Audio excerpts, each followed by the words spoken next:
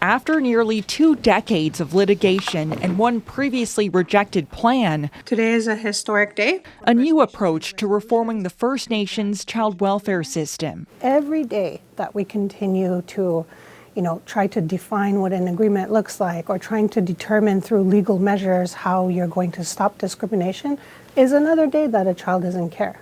The Indigenous Services Minister is proposing regional deals, so First Nations would decide how to spend more than $35 billion over the next decade. I believe that the community needs to drive the decision-making. The government is obligated to fix on-reserve child and family services after a decade-old Canadian Human Rights Tribunal ruling found chronic underfunding and called it discriminatory. Canada systemically discriminated against every First Nations child across the country. So we need systemic solutions.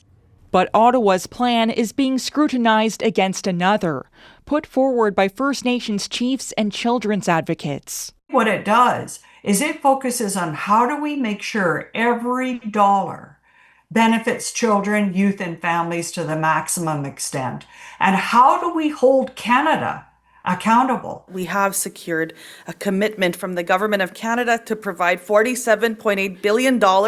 Last year, the previous Liberal government's offer was voted down by chiefs, concerned the money was only earmarked for 10 years and subject to annual reviews. They were looking for that long-term commitment. This is something that we've secured. The government's new proposal guarantees more than $4 billion annually after the initial funding runs out in 2034.